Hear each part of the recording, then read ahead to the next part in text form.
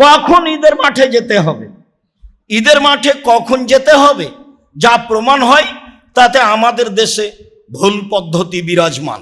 সম্মানিত দ্বীনি ভাই বোন, রাসূল সাল্লাল্লাহু আলাইহি সাল্লামের বিবরণে যা বোঝা যায়, খারাজা আব্দুল্লাহ ইবনে বুসর সাহেব রাসূলুল্লাহ সাল্লাল্লাহু আলাইহি সাল্লাম, আব্দুল্লাহ ইবনে বুসর রাসূলের সাথী, তিনি বের হলেন ফি ইয়াউমে ঈদে ফিতরিন মান নাসে, কিছু লোককে সাথে নিয়ে ঈদুল ফিতরে। আনকারা ইবতে আল ইমামে, ঈদের মাঠে গিয়ে ইমামের সালাতকে দেরি করাকে না করে দিলেন। তাতে তিনি বললেন, বলো কি তুমি ঈদের সালাতে তো দেরি করো, মানে কাদ ফারাগনা সাআতানা হাজিহি ইন্না কুন্না মা নবী সাল্লাল্লাহু আলাইহি সাল্লাম, আমরা রাসূলের সাথে ঈদের সালাত আদায় করেছি, এই সময় আমরা সালাত থেকে অবসর হয়ে গেছি। ওয়াদালিকা হিনাত তাসবিহ, এটা হলো চাস্তের সময়, 7টা, 7:30, 8টা এরকম সময় আমরা সালাত শেষ করেছি। তারা ফজরের সালাত আদায় করতে যায় পকেটে খেজুর নিয়ে। এখন ফজরের সালাতের পরে একটু তাসবিহ করে সূর্য উঠলে খেজুরটা মুখে দিয়ে ওই মাঠেই ঈদের সালাত মানে মসজিদেই সালাত আদায় করে চলে আসে। এইটা আবার অনেক নিয়ম উল্টা হয়ে যাচ্ছে, তাতে তার প্রস্তুতি থাকে না, তাতে তার মাঠের সুন্নাত থাকে না।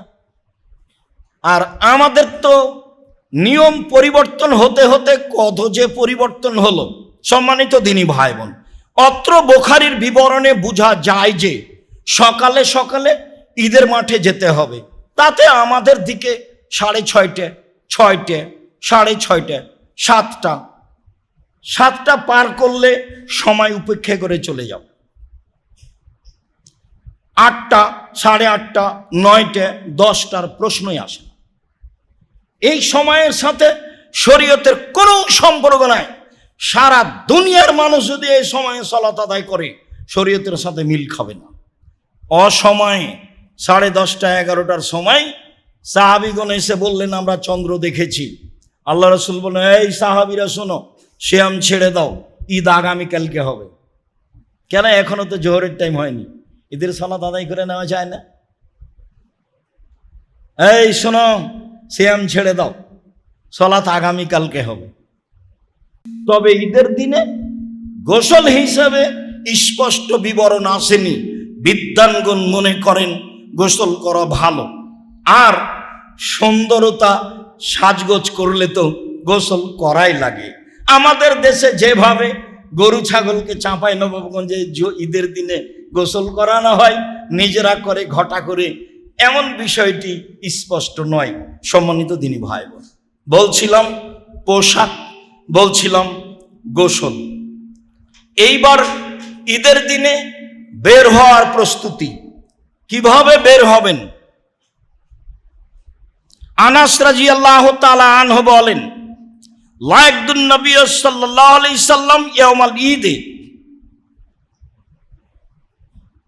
কাবলা ইয়াকুলা তামারাতিন ও ইয়াকুলহুন্না বিতরান। আল্লাহর নবী ঈদুল ফিতরে কয়েকটা খেজুর না খেয়ে যেতেন না, কয়েকটা খেজুর। তাহলে খেজুরের জন্য তো প্রস্তুতি লাগে না।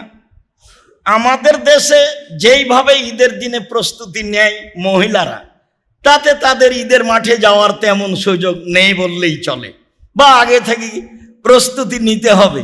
ওরা আবার এত কিছু বুঝেনি। কয়েকটা খেজুর, বলেন তো খেজুরে কি প্রস্তুতি লাগবে? রাসূল সাল্লাল্লাহু আলাইহি সাল্লাম কয়েকটা খেজুর না খেয়ে ঈদের মাঠে বের হতেন না, তবে তিনি বিজোড় খেজুর খেতেন মর্মে বুখারী মুসলিমের হাদিস। বুরায়দা রাদিয়াল্লাহু তাআলা আনহু বলেন, লা ইয়াখরুজুন নবী সাল্লাল্লাহু আলাইহি সাল্লাম ইয়াউমাল ফিতরে হাত্তা ইয়াতামা ওয়ালা ইয়াতামু ইয়াউমাল আযহা হাত্তা ইসাল্লিয়া। রাসূল সাল্লাল্লাহু আলাইহি সাল্লাম ঈদুল ফিতরে না খেয়ে বের হতেন না, আর ঈদুল আজহাতে সালাতের পরে খেতেন। আমরা বুঝে নিয়েছি যে ঈদুল আজহাতে শুয়া পহর, কিছু সময় রোজা সিয়াম থাকতে হবে। জি না, এইটা নয়। ঈদুল ফিতরের সুন্নাত খেয়ে ঈদের মাঠে যেতে হবে, আর ঈদুল আজহার সুন্নাত এসে খেতে হবে।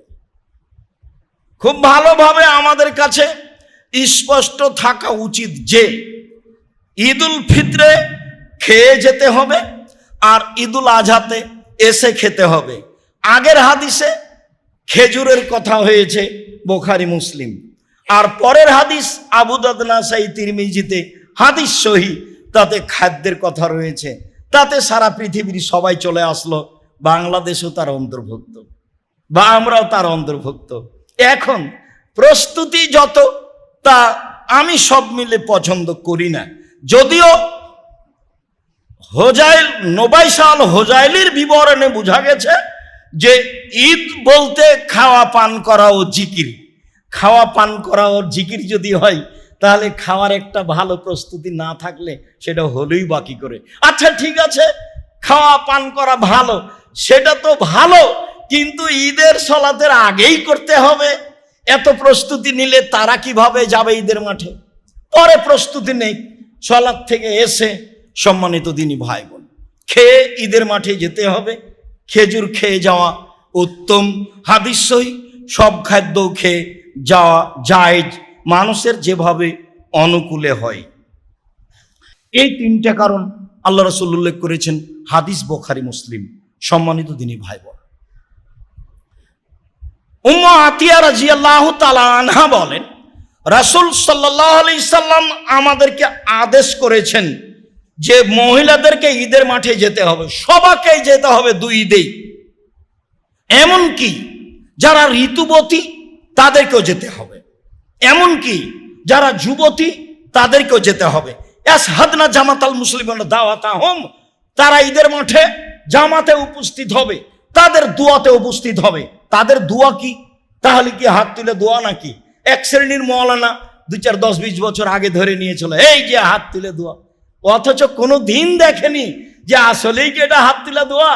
বিদ্যানী হঠাৎ করে কি হাদিস মানুষের উপরে পড়ে গেল? না, আজ 1450 বছর থেকে এই হাদিস মানুষের উপরে চলে আসছে। মানুষ একটু দেখলেই তো হয়। দোয়াতে শরীক হবে মানে বক্তব্যে শরীক হবে, বক্তব্য শুনবে। দোয়াতে শরীক হবে মানে তারাও বলবে আল্লাহু আকবার, আল্লাহু আকবার, লা ইলাহা ইল্লাল্লাহ, আল্লাহু আকবার, আল্লাহু আকবার, ওয়ালিল্লাহিল হামদ। মুসলিম গ্রন্থে এসেছে ইউকাব্বিরনা মা'আন নাসে, তারা মানুষের সাথে তাকবীর পাঠ করবে। এই যে দোয়াতে শরীক হবে, সবাই যাবে। ঋতুবতীরা সালাত আদায়ের সময় ভিন্ন হয়ে থাকবে। সব নারীকে যেতে হবে।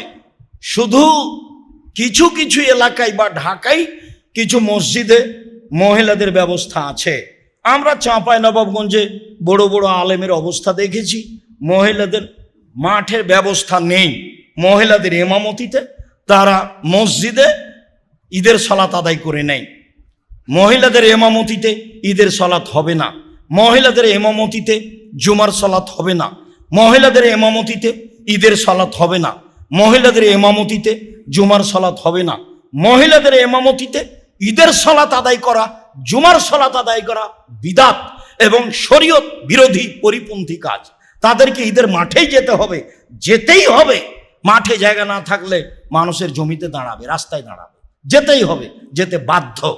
একজন মহিলা বলল, আল্লাহর রাসূল ইহদানা লাইসা লাহা জিলবাব, আমাদের তো অনেকের এরকম কেউ আছে যার চাদর নাই, তো কেমনে যাবে? চাদর না থাকলে বাড়িতে যেতে পারে, বাইরে যেতে পারে। তখন আল্লাহ রাসূল বলছেন লেতুল বেসা সাহেবাতহা মিন জিলবাবিহা, আর একজন সঙ্গী যেন তার চাদর তাকে দিয়ে দেয়। তার মানে চাদর চেয়ে নিয়ে যেতে হবে। নেন, হাদিস তো বুখারী মুসলিম। গায়ের কাপড় না থাকলে আর একজনের কাপড় চেয়ে নিয়ে যেতে হবে এবং তাকে কাপড় দিতে হবে, এটাও হাদিস বুখারী মুসলিম। মহিলাদেরকে ঈদের মাঠে যেতেই হবে। রাসূল সাল্লাল্লাহু আলাইহি সাল্লাম ঈদের মাঠে গিয়ে 2 রাকাত সালাত আদায় করতেন। আব্দুল্লাহ ইবনে আব্বাস বলেন, কানা নবী সাল্লাল্লাহু আলাইহি সাল্লাম ইসাল্লি রাকাতাইনে লা ইসাল্লি কাবলাহুমা ওয়া লা ইসাল্লি বাদাহুমা। ঈদের মাঠে 2 রাকাত সালাত, ঈদুল আজহা, ঈদুল ফিতর 2 রাকাত। আগেও তিনি পড়েননি সালাত, পরেও তিনি পড়েননি সালাত। তবে যদি ঈদের সালাত মসজিদে হয় তাহলে আপনি বুঝতে পাবেন না 2 রাকাত আদায় না করে। ওটা হলো মসজিদের হক, ওটার ঈদের সাথে কোনো সম্পর্ক নেই। মনে রাখা ভালো হবে যে কোনো কারণবশত যদি ঈদের সলাত মসজিদে হয়, তাহলে মসজিদের হক হিসাবে 2 রাকাত পড়ে বসে থাকতে হবে। ঈদের মাঠে আগে কোনো সলাত নেই, পরে কোনো সলাত নেই, মাত্র 2 রাকাত সলাত। কাসির ইবনে আব্দুল্লাহ বলেন যে কানান নবী সাল্লাল্লাহু আলাইহি সাল্লাম ইউকাব্বিরু, আল্লাহ রাসূল ঈদের সলাতে তাকবীর বেশি পড়তেন। ফিল উলা সাবা তাকবীরাতিন কাবলাল কেরাতে, প্রথম রাকাতে কেরাতের পূর্বে 7 তাকবীর, মোট 7। অফিল আখেরা খামসা কাবলাল কেরাতে, দ্বিতীয় রাকাতে কেরাতের পূর্বে 5 তাকবীর। এ হলো 7 5 12। এটাই ঠিক, সব মিলে এটাই ঠিক। 7 5 12, কেরাতের পূর্বে 7, পরের রাকাতে কেরাতের পূর্বে 5, 7 5 12। 6 তাকবীরে ঈদের সালাত আদায় করার কোনো প্রমাণ আমরা এ যাবৎ পেশ করতে পারিনি। যদিও ভারত, বাংলাদেশ, পাকিস্তানের শতকরা 90 জন বা 95 জন মানুষ 6 তাকবীরে ঈদের সালাত আদায় করছে, 12 তাকবীরের সহিহ হাদিস থাকা সত্ত্বেও। যেহেতু যখন মানুষ মাযহাবের কবলে পড়ে যায়, তখন সেখান থেকে বের হয়ে আসা মান সম্মানের ব্যাপার থাকে, তখন কত দলিল পেশ করে যায় যে তার কোনো হিসাব থাকে না। এই সহিহ হাদিসকে মেনে নেওয়ার মানসিকতা থাকে না। সম্মানিত দিনী ভাই বোন, 12 তাকবীরেই ঈদের সালাত হবে, 7 5 12, অবশ্যই তা কেরাতের পূর্বে হবে। ওয়াইল ইবনে হুজর রাদিয়াল্লাহু তাআলা আনহু বলেন, কেন নবী সাল্লাল্লাহু আলাইহি সাল্লাম ইয়ারফা ইয়াদাইহি মা তাকবীরে, আল্লাহ রাসূল ঈদের তাকবীরে হাত উঠাতেন। সব তাকবীরে হাত উঠাতে হবে, এটাই ঠিক। অতিরিক্ত তাকবীরে হাত উঠাতে হবে, এটাই ঠিক। অতিরিক্ত তাকবীরে হাত উঠাতে হবে, এটাই ঠিক। সম্মানিত দিনী ভাই বোন, সামরা ইবনে জুনদুব রাদিয়াল্লাহু তাআলা আনহু বলেন, কানান নবী সাল্লাল্লাহু আলাইহি সাল্লাম ইয়াকরাউ ফির রাকাতাইনে সাব্বিহ ইসমা রাব্বিকাল আলা ওয়া হালাতাকা হাদিসুল গাশিয়া, আল্লাহ রাসূল 2 রাকাতেই সূরা আলা আর সূরা গাশিয়া পড়তেন। প্রথম রাকাতে সূরা আলা আর দ্বিতীয় রাকাতে সূরা গাশিয়া। এই 2টা সূরাই পড়া হচ্ছে ঈদের সালাতের জন্য সুন্নাত। সম্মানিত দিনী ভাই বোন, আমরা আপনাদেরকে আলোচনার শেষে এসে আবারও বলছি, আল্লাহ রাসূল ঈদের মাঠে সবাকি দানের কথা বলতেন। আজকে আমরা ঈদের সলাতের পরে 2-1টা কথা বলবো। এখন আপনাকে বলে রাখছি যে জামিয়া সালাফিয়ায় ঈদের সলাত হয় আমরা জানি, রাসূল সাল্লাল্লাহু আলাইহি সাল্লামের পদ্ধতিতেই হয়। আমি যখন তখন বলছি, যে কোনো স্থানে বলছি, এদেশের শিরক মুক্ত প্রতিষ্ঠান জামিয়া সালাফিয়া, বিদআত মুক্ত প্রতিষ্ঠান জামিয়া সালাফিয়া, দল মুক্ত প্রতিষ্ঠান জামিয়া সালাফিয়া, সংগঠন মুক্ত প্রতিষ্ঠান জামিয়া সালাফিয়া, হিংসা মুক্ত প্রতিষ্ঠান জামিয়া সালাফিয়া, দেশের সর্ববৃহৎ প্রতিষ্ঠান জামিয়া সালাফিয়া রাসূলের পদ্ধতিতে ঈদের সালাত আদায় করার লক্ষ্যে অবশ্যই আগামীকালকে 7:30 না 7:15 7:30 উপস্থিত হওয়ার চেষ্টা করবেন। পরবর্তীতে এই সময় থেকে আমরা ফিরে আসার চেষ্টা করব, 7টায় করার চেষ্টা করতে হবে। আমরা কিছুটা লসের মধ্যে চলে যাচ্ছি হাদিসের বিবরণ অনুযায়ী। সম্মানিত দিনী ভাই বোন, বাকি কথা ওখানে বলে নিব। আর আমরা সবাই জাহান্নাম থেকে বাঁচার লক্ষ্যে আজকেও সালাত আদায় শেষে কোটাতে 10 টাকা হোক, 1000 টাকা হোক, 500 টাকা হোক, 500 টাকা, নাহলে একটা কয়েন হোক। কয়েন বোঝেন না? কয়েন মানে আপনার পাশ দিয়ে কোটের যেন খালি না যায়। আর আগামীকালকে ঈদের মাঠে আসবেন, আত্মীয় স্বজন, বন্ধু বান্ধব সবকে বলে আসবেন, মা চাচি খালা ফুবু সবাইকে নিয়ে আসবেন। বিশাল মাঠ, মহিলা পুরুষের রাসূলের পদ্ধতিতে সালাত হবে এবং সবাই একটা কয়েন হলেও দান করার খেয়ালে থাকবেন। আল্লাহ রাসূল বলছেন, আল ইয়াদ মিয়াদি সবলা, দেওয়া হাত ভালো নেওয়া হাতের চেয়ে। আপনার স্ত্রী 10 টাকা দিল, এটা হলো দেওয়া হাত, নেওয়া নয়। বুখারী মুসলিমের হাদিস, দেওয়া হাত ভালো নেওয়া হাতের চেয়ে। আর রাসূল সাল্লাল্লাহু আলাইহি সাল্লাম বললেন, পৃথিবীর মানুষ বিচারের মাঠে সামনাসামনি কথা হবে আল্লাহর, তখন মানুষ ডান দিকে দেখবে কর্ম দেখতে পাবে, বাম দিকে দেখবে কর্ম দেখতে পাবে, সামনের দিকে দেখবে জাহান্নাম দেখবে।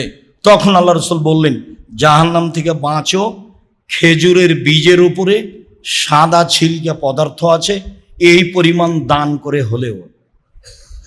জাহান্নাম থেকে বাঁচো, খেজুরের বীজের উপরে যে সাদা ছিলকা পদার্থ আছে, এই পরিমাণ দান করে হলেও। মহিলারা দান করেই জাহান্নাম থেকে বাঁচতে পারে। রাসূল সাল্লাল্লাহু আলাইহি ওয়াসাল্লাম ঘোষণা দিয়েছেন ঈদের মাঠে, আল্লাহ তুমি আমাদেরকে রাসূলের পদ্ধতি অনুযায়ী ঈদের সালাত, সিয়াম, ফেতরা বাস্তবায়ন করার তৌফিক দান করো।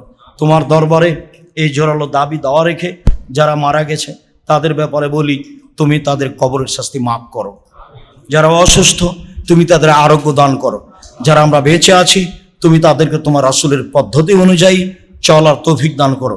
তোমার রাসূলের পদ্ধতিতে ঈদের সালাত, জুমার সালাত সব ইবাদত করার তৌফিক দান করো। তোমার দরবারে এই জোরালো দাবি দেওয়া দোয়া রেখে আজকের জুমার খুতবা এখানে শেষ করলাম। আল্লাহুম্মা সাল্লি আলাইহি, আল্লাহুম্মা বারিক আলাইহি।